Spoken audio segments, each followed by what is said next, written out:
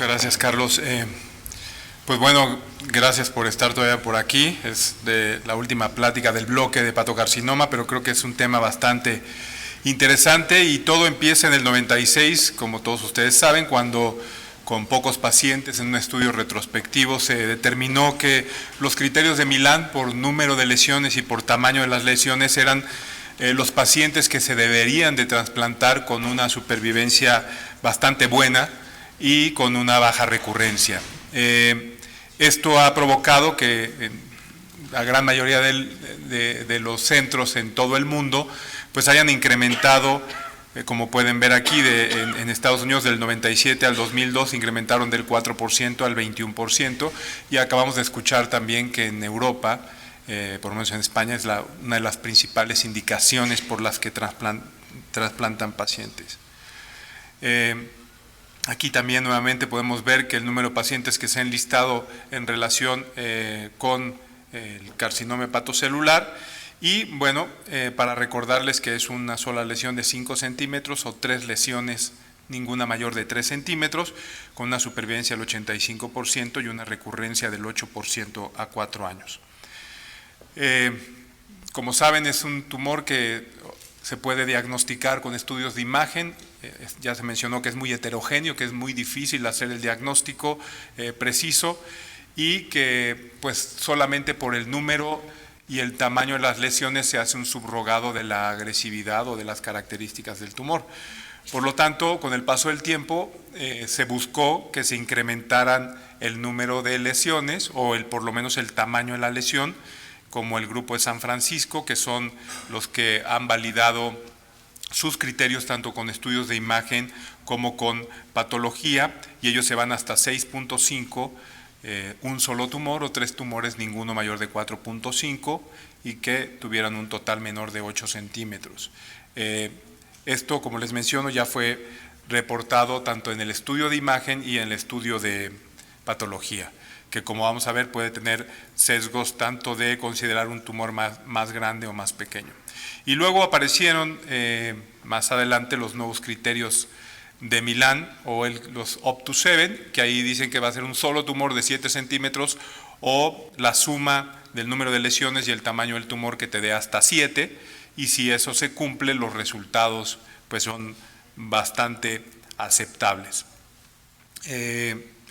Esta es otra gráfica para mostrarles el gran incremento que ha tenido el carcinoma hepatocelular, no solamente en Asia, donde ya vimos que es endémico y que pues, se realiza con gran frecuencia. Todos estos criterios, pues cada quien le ha ido buscando cómo hacer los tumores más grandes o con mayor número de lesiones, y esto llevó a realizar una gráfica que le llaman el Metro Ticket, que ya está en la versión 2.2, que te habla del número de lesiones y del tamaño de la lesión, cuánto vas a incrementar esto y cuánto vas a afectar en la supervivencia. Y como platicábamos el día de ayer, dentro de las contraindicaciones o las controversias, el gran problema que tenemos es que no hay hígados suficientes para todos. Si tuviéramos un hígado para cada persona, o existiera ya la ingeniería genética para tener un hígado modificado o artificial, pues entonces estaríamos hablando completamente de otras cosas, ya que como ustedes vieron, lo que se ha presentado del tratamiento que existe para estos tumores con un incremento en meses, pues es un gran logro. Aquí tendríamos que ver cuál es un resultado adecuado. Yo les decía ayer que a 5 años, por lo menos 60%, 50% es lo que se debe de buscar de supervivencia para no afectar a alguien más en la lista de espera. Las gráficas que mostraban hace un momento, todos los medicamentos que hay, claro que es un cáncer avanzado, pero también algunos muy seleccionados, daban una supervivencia de 2 años menores al 10% en algunos casos. Entonces, 60% a 5 años, si usted le dicen esto a un oncólogo, se los decía ayer, les va a decir que en dónde se forman sus pacientes. Y todo el mundo ha tratado de extender estos criterios para poder permitir a muchos más pacientes trasplantarse, y nuevamente todos o la mayoría son número de lesiones o tamaño de lesiones. Más recientemente se ha ido incluyendo en esta clasificación marcadores tumorales, marcadores séricos, para poder considerar estos tumores, como vemos algunos grupos en China, en Kioto, donde involucran la alfa-fetoproteína, y también grupos en Europa, en Francia principalmente, utilizan la alfa-fetoproteína. Y pueden ver ustedes también cómo la supervivencia pues a 5 años es bastante buena, por arriba del 60%, y cuando salían de sus criterios, pues esta cae de manera importante, pero pues sigue siendo, para alguien que tiene cáncer, tener una supervivencia de este tamaño, del 30%, por ejemplo, en colangiocarcinoma, aunque lo reseques y lo dejes libre de tumor, el colangiocarcinoma tiene una supervivencia promedio del 30%. Y si les hablo de cáncer de páncreas, pues también es otro, supervivencia es mucho menor. Por lo tanto, estas son muy buenas supervivencias cuando están fuera de esos criterios, pero se va a afectar a alguien más en la lista de espera. Y esto lo mencionaba ayer, que Volk hizo este análisis y dijo, si tenemos una supervivencia menor del 60% a 5 años, probablemente vamos a afectar a alguien más que puede recibir ese órgano. Como les mencionaba, pues además de los criterios de Milán, los de San Francisco son los que han sido validados inclusive por otros centros ahí mismo en California y otros centros en Francia. Y no solamente es en la parte de que si están dentro de los criterios de Milán, pero que sobrepasen los de San Francisco, son los que van a tener una supervivencia menor, y estos pacientes los vieron tanto en la parte de imagen como de patología. Y esto es importante, les mencionaba, porque la imagen puede subestimar hasta un 30% y sobreestima hasta también un 10 al 20%. Por lo tanto, no solamente es importante verlo por imagen, sino el reporte al final de patología. Los pacientes con hepatocarcinoma son muy buenos pacientes desde el punto de vista quirúrgico. Son pacientes a veces que están en Child A, pero que ya tienen hipertensión portal, o Child B, que no son con un MEL muy alto, y por lo tanto hay que darle cierto puntaje para poderlos igualar con pacientes que tienen un MEL más alto y que tienen un riesgo de mortalidad más alto. De otra forma, estos pacientes se van a salir de criterios y no se van a poder trasplantar. Al principio en Estados Unidos empezaron muy barcos, por decirlo así, metían a todos los pacientes que tuvieran un hepatocarcinoma.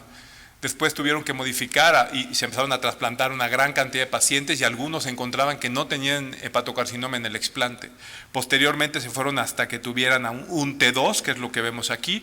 Normalmente se hace el diagnóstico con imagen de un estudio trifásico, con el efecto de lavado. Si no cumple con las características típicas, hay que hacer una biopsia. Y si está dentro del T2 le daban 22 puntos y cada 3 meses le iban aumentando este puntaje. Pero últimamente ya existió alguna modificación. Luego, pues siempre se trataba de buscar una terapia puente para darle ya sea radiofrecuencia o quimioembolización, en algunos casos resección, cuando no hay tanta capacidad de contar con órganos. Y si el paciente iba a estar más de 6 meses, entraba a estas terapias puente y después venía el trasplante. Y si no iba a ser tan larga la espera, pues iba al trasplante. Esto en el entendido de que cuando tenía 6 meses las posibilidades de ser excluido eran del 7 al 11%, y si pasaban de estos 6 meses se iban hasta el 38%. Pero esto también permitió conocer otras estrategias y conocer las características del tumor. Esta otra publicación del grupo de San Francisco, pues ellos proponían que hay que hacer una ablación o una quimioembolización y después esperar un tiempo, ver cómo se comportaba biológicamente el tumor, porque normalmente no vamos a tener tejido, y aunque tuviéramos, ya vimos que puede ser tomado en un sitio y en otro sitio comportarse de otra forma.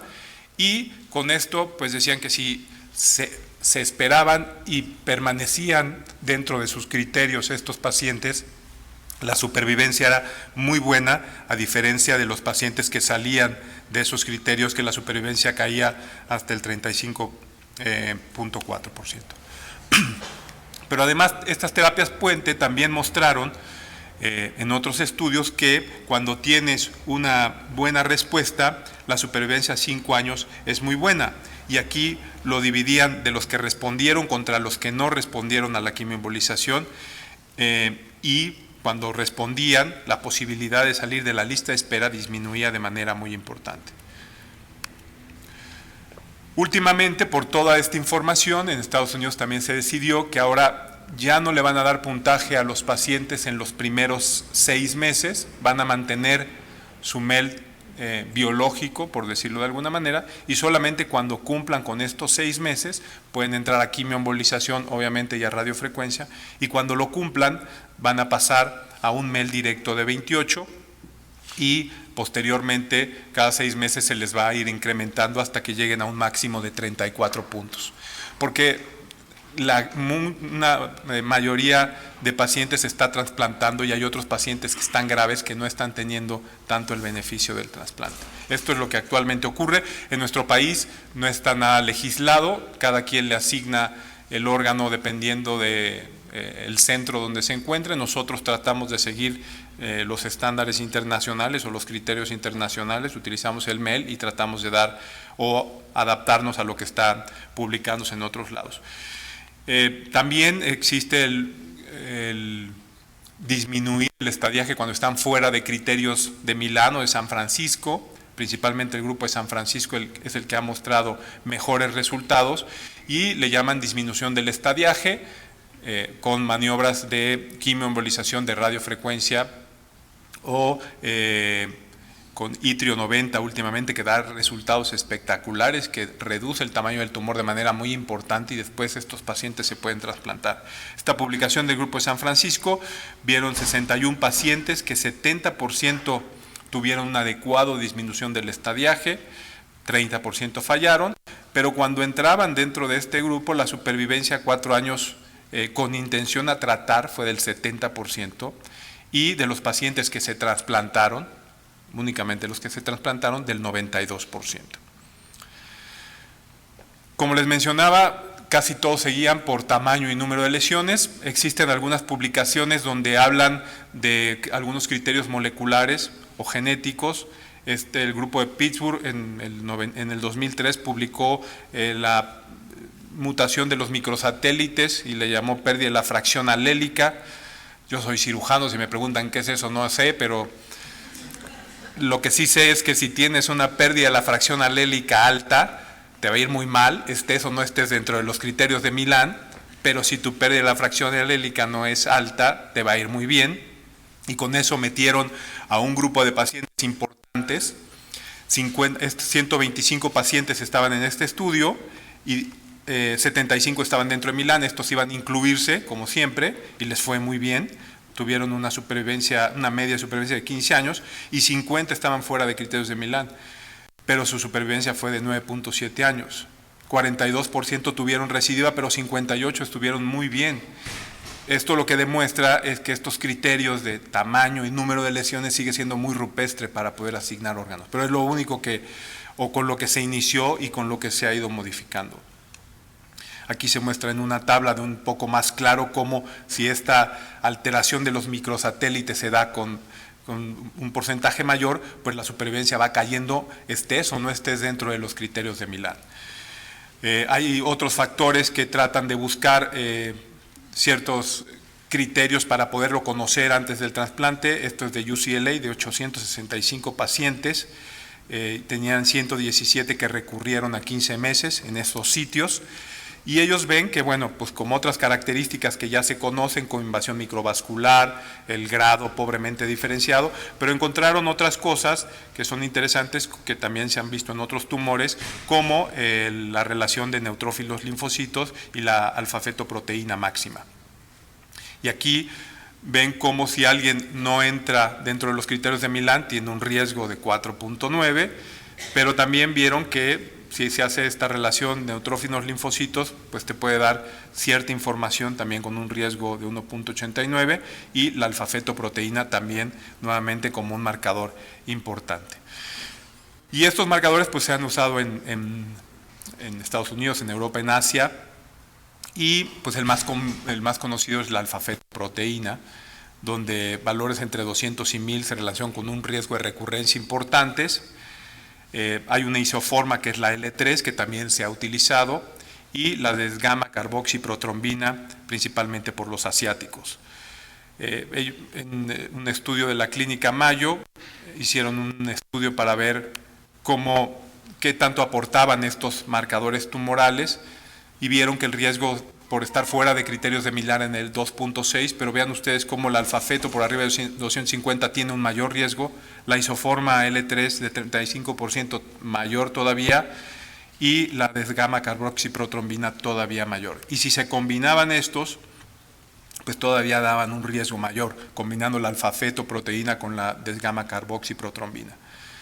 Por lo tanto, pareciera que esto poco a poco va a ir involucrando, o ya lo involucra, pero cada vez más, a estos marcadores tumorales para poder determinar qué pacientes se van a beneficiar con el trasplante. Y aquí lo pueden ver también como si están dentro de criterios de Milán, pero tienen la DCP mayor de 7.5, pues su riesgo es mayor que si están fuera de criterios de Milán, pero su DCP es menor de 7.5. Y lo mismo ocurre con la alfa-fetoproteína, con la isoforma L3 o con como la DCP que ya les mencioné. Y nuevamente, pues los criterios son muy buenos porque todos te dan una supervivencia mayor del 50%, pero si ocurre que la alfa-fetoproteína es mayor de 1000, entonces todos estos criterios se caen. Y esta es otra razón por la que últimamente se han hecho estudios en los que te dicen que debes disminuir la alfa-fetoproteína para considerar a alguien a trasplante. Merck también presentó que disminuirlos por debajo de 500, la recurrencia era menor del 13% que si los tenías por arriba de 1000, que tenía una recurrencia del 35% a 5 años. Actualmente tampoco se debe de considerar un paciente con alfa-fetoproteína por arriba de 1000, hay que disminuirla para poderlos considerar a un trasplante. De donador vivo, pues la información es que les va igual. Había al principio mucha preocupación de que la regeneración hepática iba a provocar también que el tumor se acelerara. Los únicos que presentaron resultados inferiores fueron el grupo de Queen Mary, y yo les comentaba ayer que ellos diseñaron el donador vivo entre 2 adultos para tratar de rescatar pacientes en agudo, en crónico, que el virus de hepatitis B produce estos deterioros de repente agudos, estos flare, y que a veces tienen la capacidad de este grupo, la tenían, otros grupos ya la tienen, pero ellos tenían la capacidad de evaluar a alguien en 48 horas por la falla hepática fulminante, para agudo en crónico, y entonces de repente estaban trasplantando pacientes, probablemente dentro de San Francisco, aunque algunas veces por ser donador vivo metían yo creo que tumores un poco más grandes, y además no daban ese tiempo de espera para ver cuál iba a ser el comportamiento biológico, y por eso a lo mejor la supervivencia a 3 años fue del 58% en donadores vivos, comparado con el 94%. Pero de ahí en fuera, los grupos coreanos y japoneses, que son también los más fuertes, pues tienen una supervivencia similar. Cuando no tenemos suficientes órganos, pues hay que tratar de resecar cuando se puede resecar. Y aquí el grupo de Barcelona pues recomienda que no se realice una resección cuando existe hipertensión portal. Los asiáticos son un poco más agresivos y la hipertensión portal no la toman tanto en cuenta, más bien es si hay ascitis o elevación de bilirrubinas utilizando verde-indocianina. La preocupación es de los pacientes de que si se resecan, por ejemplo en Estados Unidos, si tú le resecas un tumor lo dejas fuera y no va a competir para trasplante, y va a tener que esperar a que le aparezca nuevamente un tumor, y entonces ahí se puede trasplantar, y esto se llama trasplante salvamento. Y existe preocupación de que los resultados fueran inferiores cuando se trasplantan pacientes de esta forma. Este grupo recientemente, este grupo de Toronto presentó del 99 al 2014 561 pacientes que habían tenido una recurrencia por resección o por radiofrecuencia una media de 13 meses, y que tenían por un lado los pacientes que fue trasplante salvamento 49 contra trasplante directo, lo parearon, 24 tenían resecciones, 25 tenían radiofrecuencia, tenían un poco MELD más tranquilo, probablemente porque se les puede hacer este tipo de maniobras antes del trasplante, pero de ahí en fuera no había diferencia, y el riesgo acumulado de recurrencia a 5 años en el de salvamento fue el 33% y en el directo el 19%, con una P de 0.17, y la sobrevida actuarial a 5 años fue del 68%, en el trasplante de salvamento contra el 66% cuando fue trasplante inicial, sin mostrar ninguna diferencia significativa. Por lo tanto, pareciera también adecuado, ante la escasez de órganos, resecar a todo paciente que se le pueda hacer una resección, inclusive cuando presente cirrosis o fibrosis avanzada. Rápidamente, para mostrarles los resultados en el instituto, hasta el 2018 llevamos 351 trasplantes. De estos, 61 se habían considerado para trasplante hepático, que es el 17.31%. Es una de las indicaciones más frecuentes también en nuestro centro. De esto ya se han trasplantado 55 pacientes. El MEL es alrededor de 20 en promedio, que es un MEL bastante aceptable, pues principalmente por virus de hepatitis C, la mayoría con comorbilidades, diabetes e hipertensión, y nuestra alfa-fetoproteína pues es baja.